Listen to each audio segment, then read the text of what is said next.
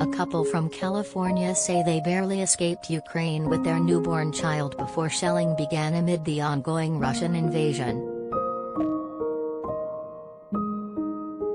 Costa Mesa resident Jessie Boeckmann told the Los Angeles Times how she held her 4-day-old daughter Vivian in a baby carrier underneath a jacket and swaddled in a blanket while her husband, Jacob, carried the couple's suitcases.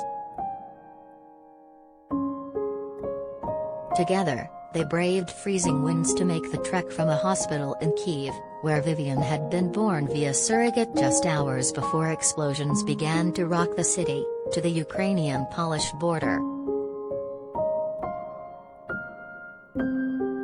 As the Times reports, the Boeckmanns traveled from California to Ukraine on February 13, one day before the surrogate was to give birth. When they arrived, doctors said she needed more time, so the couple waited and watched as tensions between Russia and Ukraine reached a fever pitch. Then the airport in the capital city of Kyiv suspended all flights, leaving the couple and their newborn only one option: leave via the west. As the Times details, the couple was in such a rush to leave. They did so at the objection of the hospital, who wanted them to wait until a doctor was able to check in on the baby.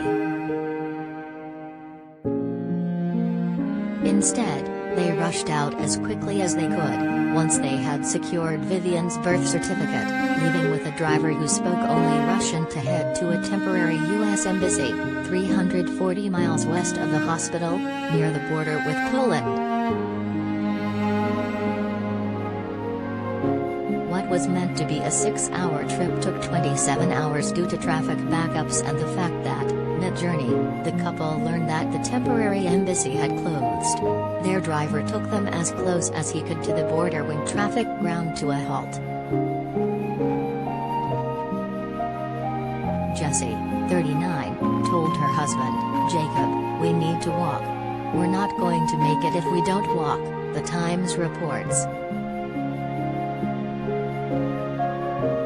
7 miles later, they arrived at the border, waiting another 2.5 hours before Jessie and Vivian were admitted through in a crush of people.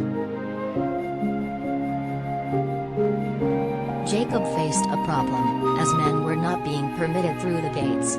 Following much back and forth with the guards, as well as phone calls to the U.S. Embassy, he was able to get in via an automobile entrance and the couple was reunited. Now, the Times reports that they are on their way to Los Angeles.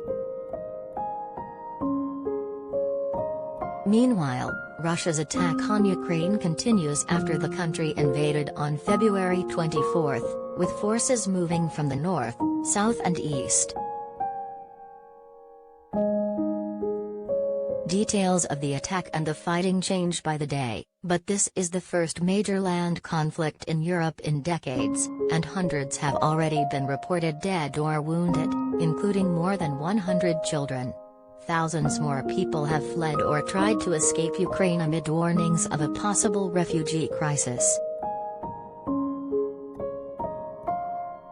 The invasion, ordered by Russian President Vladimir Putin, has drawn widespread condemnation around the world and increasingly severe economic sanctions against Russia.